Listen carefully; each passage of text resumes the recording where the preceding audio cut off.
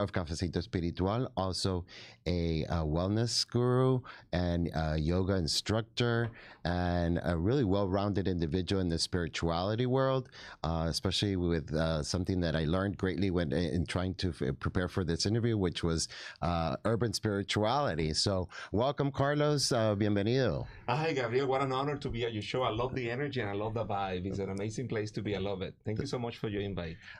Just to break the ice, question right off the bat. Let's begin with what's your favorite sandwich? Let's say. You know, I'm doing the Cuban sandwich as always, but I'm in a diet now, so I'm doing the carrot juices. 5 carrot juices a day. God. It gives you a great cleansing.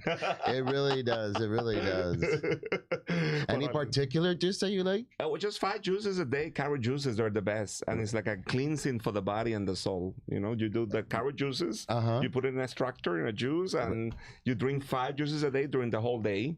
It could be like 3 during the day and then 2 in the afternoon, but it really helps the immune system because the inflammation. It helps you a lot of inflammation. I love it. And how about with those hunger pains? Did you get hunger pains? No, I mean, I eat normally, but I'm trying to take no sugar, no carbohydrates, nothing crazy, just like a normal diet.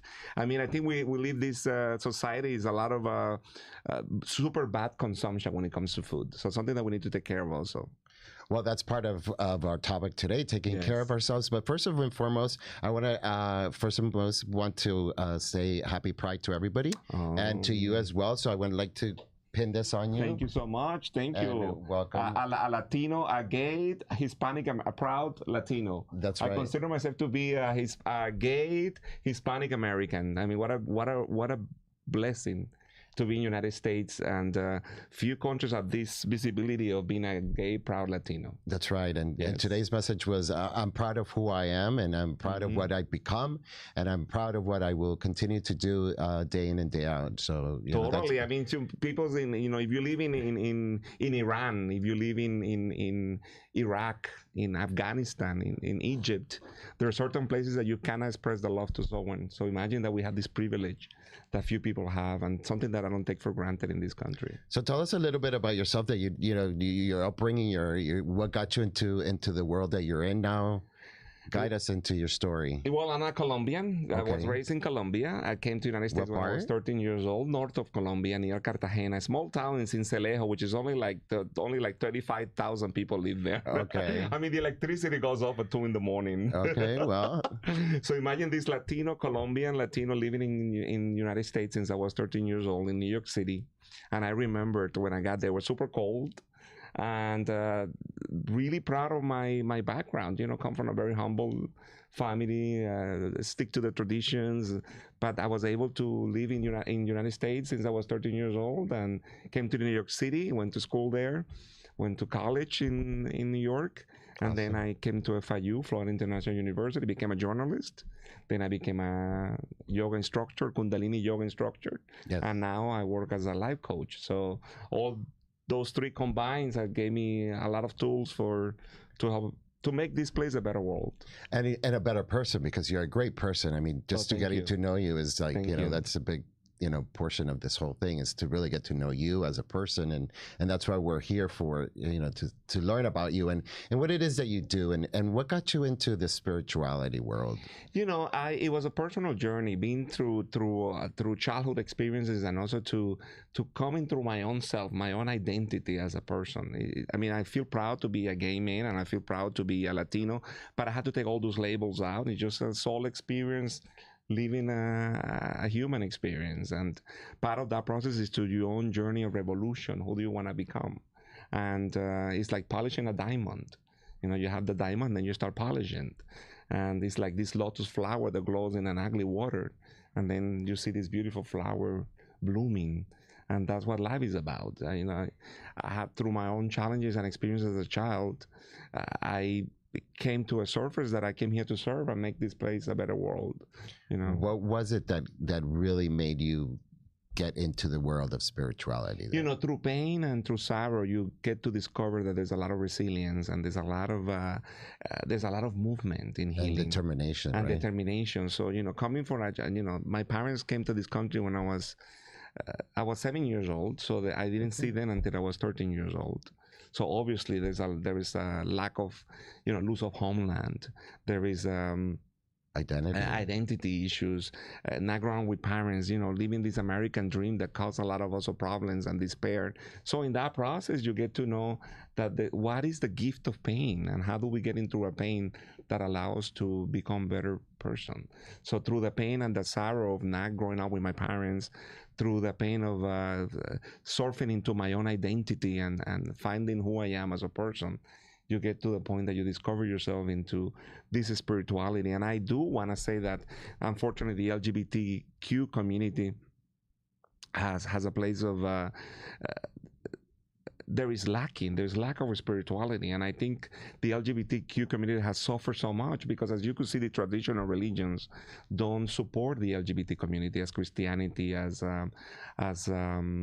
Catholicism, and other traditional religions don't support the LGBTQ community. Correct. So through my own search of spirituality, I have found ways to heal and to process and to become the biggest version of the best version that I held about myself. And with all this, you've really started looking into this urban spirituality. Talk to us a little bit about that. It was super interesting to me. It's what we just did like a few minutes ago, and we live in this hectic environment. This lack of there is depression, there is anxiety, there is breakups, there is divorces, because people are not getting into this source of spirituality as a whole. And I think we need to encounter into a place that we could find serenity in an environment that is always in hectic environment, as Miami, as New York City.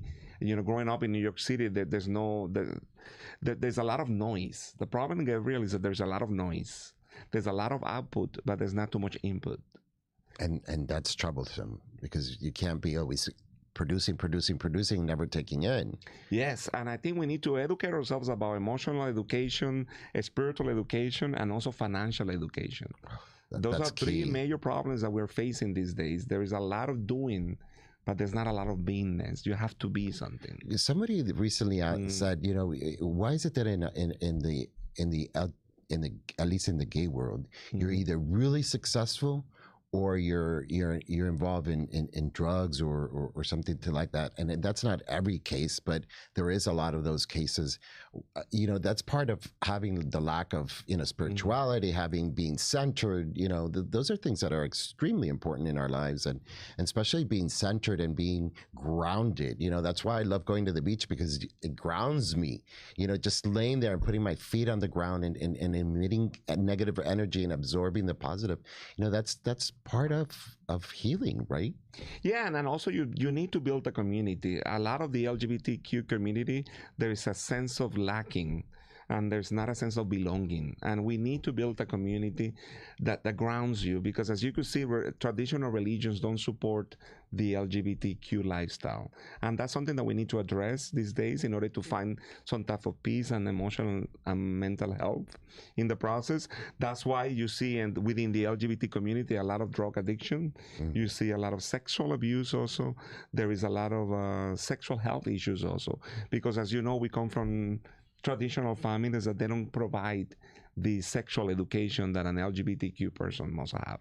And that's why we cannot be so rigid when it comes to healing in the process. We need to be more fluid when it comes to healing the LGBT community. And that's why I advocate for spirituality, and I advocate for education, for mental education and emotional education. And mental education right now, it's a hot topic. So, it's great that, that we're promoting that, but emotionally is where the key is, because unfortunately, our community does lack a lot when it comes to that stability. Totally.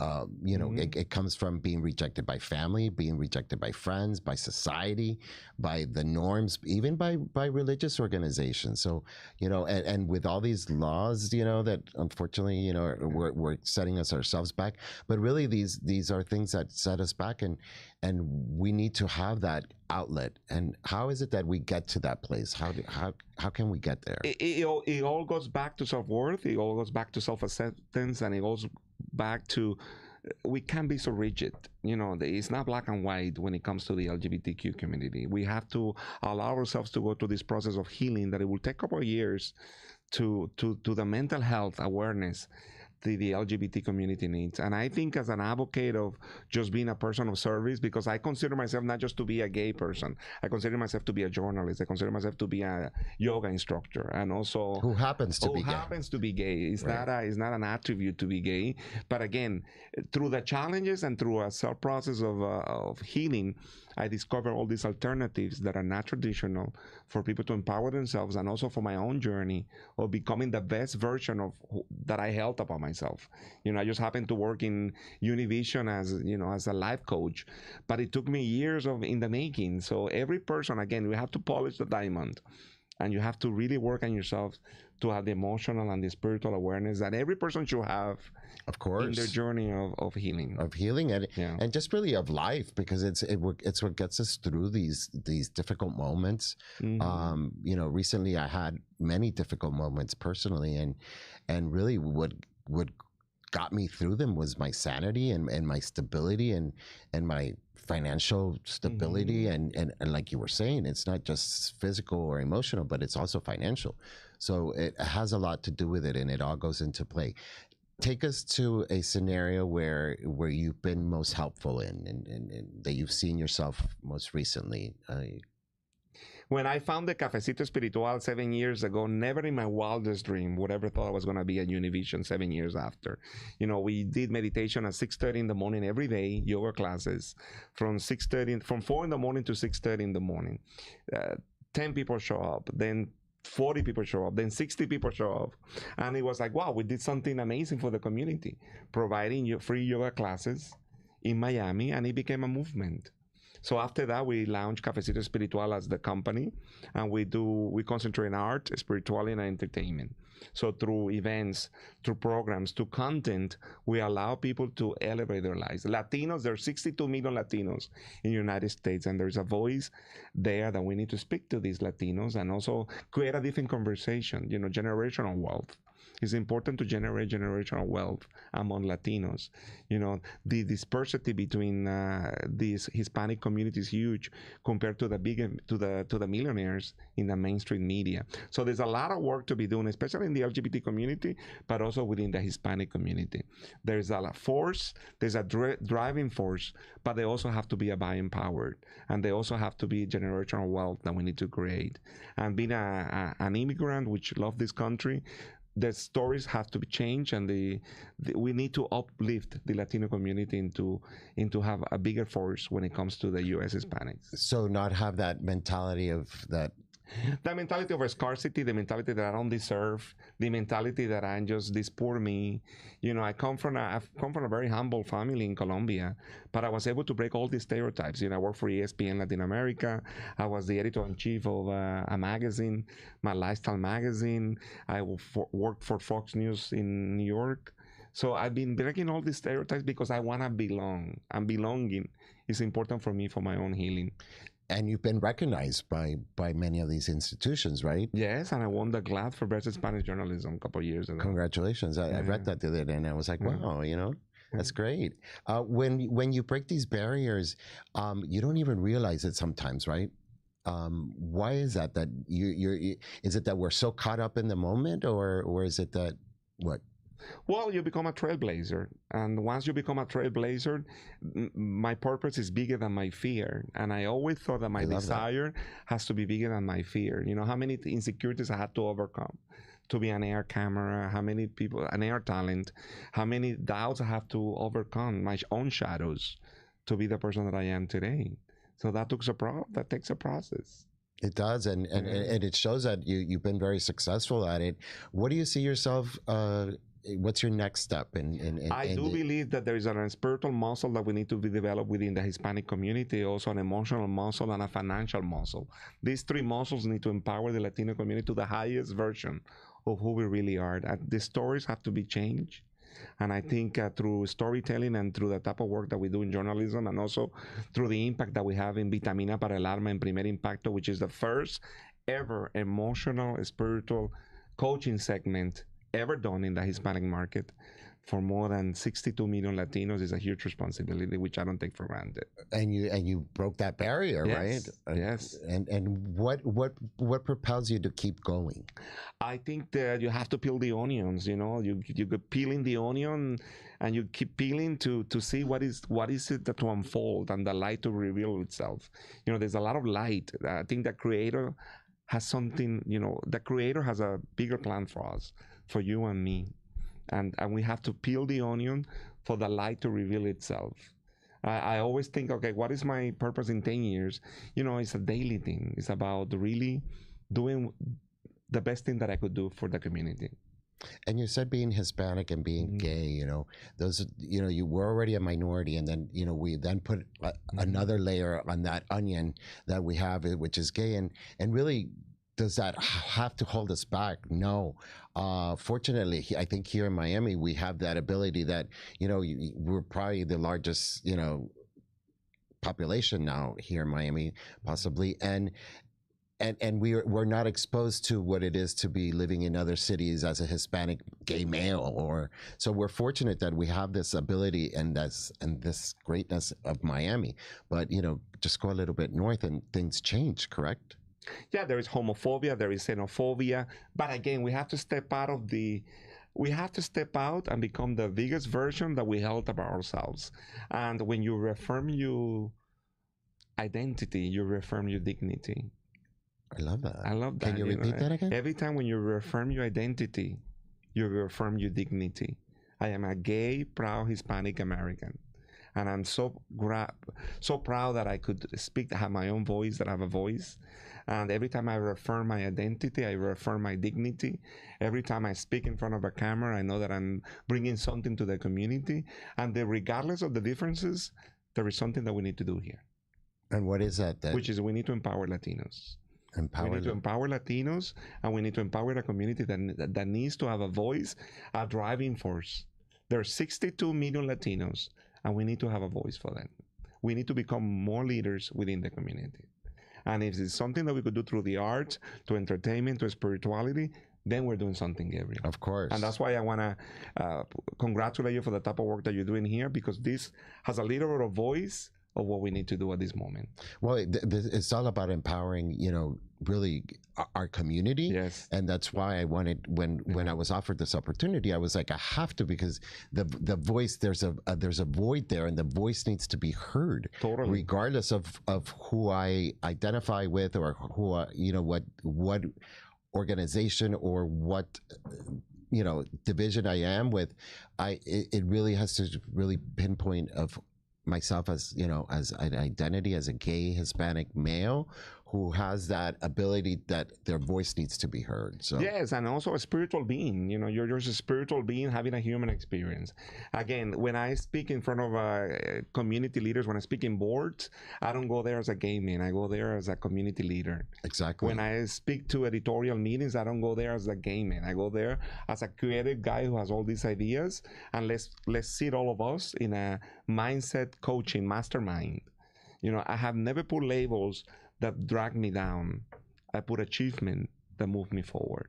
Awesome. And and that's really in here what we're talking about is to clear and claim our identity. But really, we are a community that we're so diverse, because it's the L, the G, the B, the T, the Q, the I, the A, the plus, and whatever, how you identify. But we have that uniqueness, that we're so diverse, but yet one common bond, that we love who we love. Yes, and the LGBT community is like the Latino community is like a big salad, and then you put a little of all the ingredients in the salad. It's like saying Spaniards or Latinos. It's a huge salad, and then you put everything in that salad. So saying like LGBT or Hispanics are the same, they're not. They're not. There's a whole process.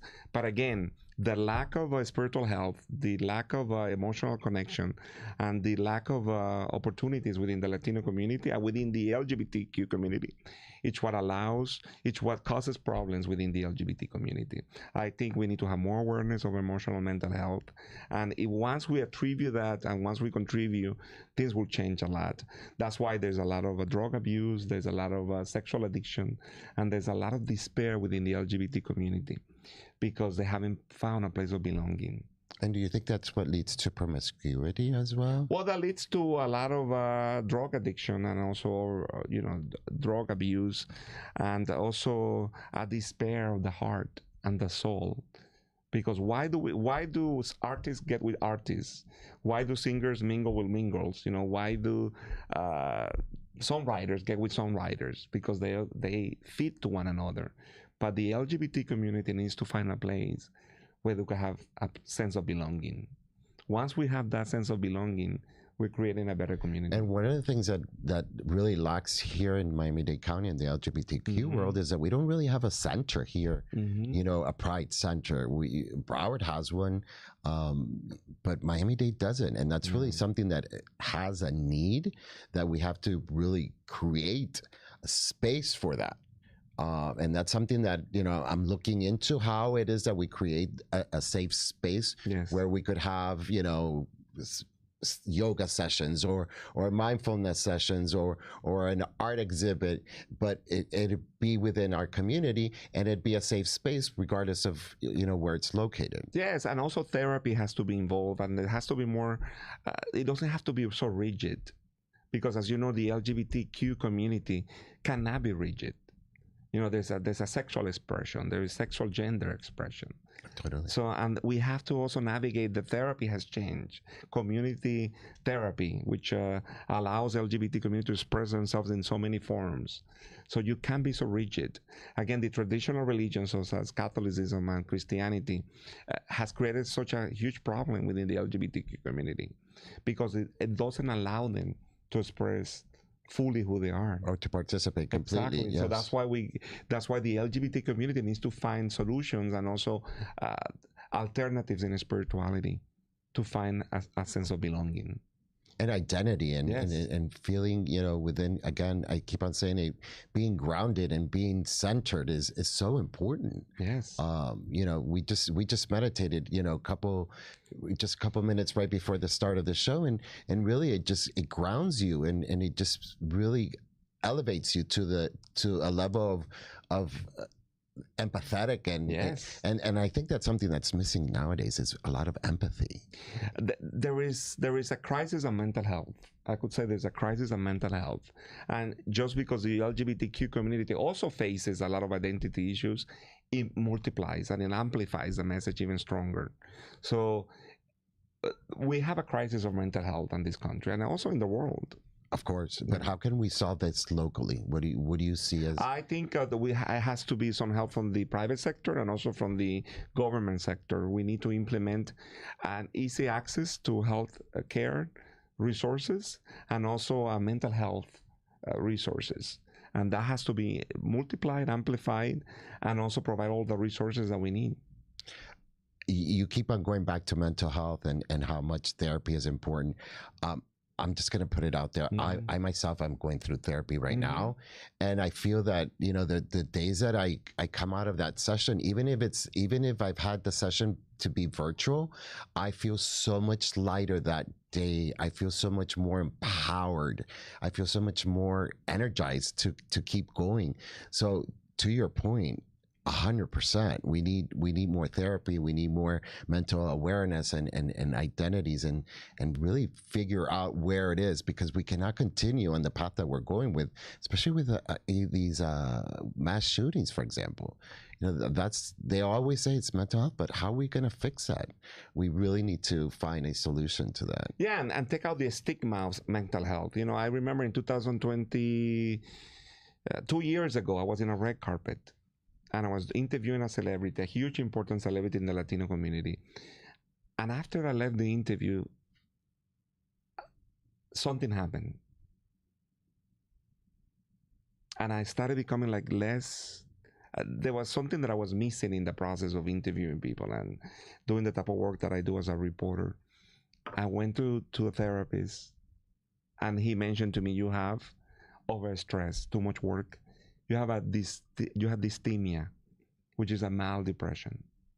It's a person that is a workaholic, that has functional work, but there is dysthymia. You have depression. because we're always on the go. We're always on our phone. We're always like, always sending an email, a text, looking at all these social medias. And so for 2 years, I've been going to therapy to allow myself to feel and to allow myself to discover that it's okay. And to really, like they say, to stop and smell the roses as you're going along the way. Exactly. Is so important, because there's times that we're just so on the go, and I gotta wait until retirement. And some of these people don't even get to retirement. I've been working since I was 18 years old, work for the 3 best talk shows of the Latino market, Cristina Saralegui, Marta Susana, Pedro Sepsek. Then I jumped into ESPN Latin America.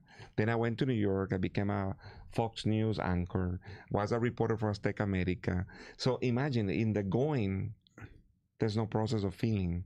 It's just a machine. And you leave Carlos behind. Exactly, and that's what happened. Those 2 years, then my father passed away in October 31st.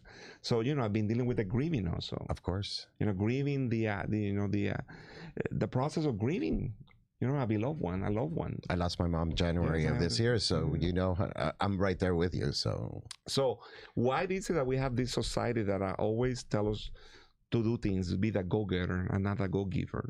Give yourself the time that you need for healing. It's so important, because let me tell you, that's why I'm in therapy right now, because my mom's passing and everything that came with it. And let me tell you, it really gives me the time that I deserve, I think, as a human. And really, we should be our best advocate. And I think therapy is a way of being an advocate for ourselves, and doing all these mindfulness and centering ourselves, and really just like we did right now, just listen to the music and breathe in and breathe out. Do that exercise for a couple minutes and you got it, right? Yes, and conscious communication. This is how I feel. This is what I'm going through. This is my process of self-healing. Something that we didn't have that in our upbringing. The lack of a spiritual connection, the lack of emotional connection, and conscious communication. So important. And conscious is being aware of your surroundings, really, because it's like, you really have to be aware of it. Like right now, I'm present with all these lights and all these flags behind us, but really sometimes we don't really stop and analyze that and realize that where we're at. And that's so difficult, isn't it?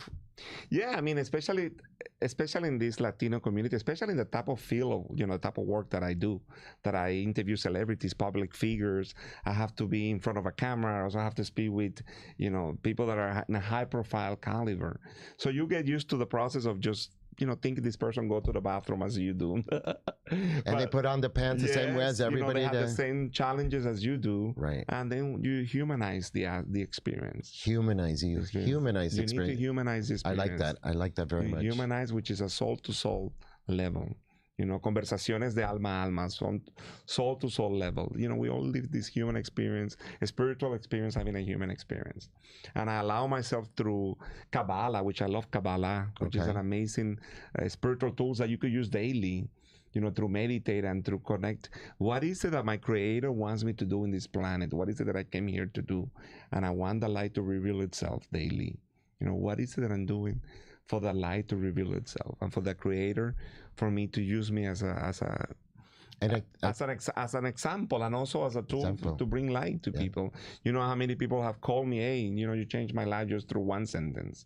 And that's what is all here. This is what we came here to do. And that's why we're here today, just to get the word out and really, get the message across, and to show how important it is to be healthy. Yes, and I carry this rainbow, not just to be an LGBTQ person, but as to represent the diversity, and to represent that we all come in different colors, and we all come in different shapes. Yeah. And I want this flag to represent not just the LGBT community, but a sense of acceptance and a sense of self-expression. This has nothing to do with just being gay. It has to do with being a person that has love and compassion towards other people. Yes. What's next for you? But next for me, I'm still going to work on Cafecito Espiritual Foundation, something that we need to work on the upcoming months. Okay. And also working on different events to empower the Latino community. We just did Profiles of Success. We gathered 12 leaders within the community, and then we challenged them for a year. We give them an award at the beginning of the year. We look at the careers for the whole year. Okay. And see how they're doing, and has been amazing. Leila Cobo from Latin Billboards were one of the honorees. We had Emilia Stefan as also one of the honorees for Cafecito Espiritual. We have friends that have support Cafecito Espiritual, and it's a great opportunity to build a community. Well, now you have friends here at Community News that will support you, and please reach out whenever you need. And I'm only a phone call away. And thank you.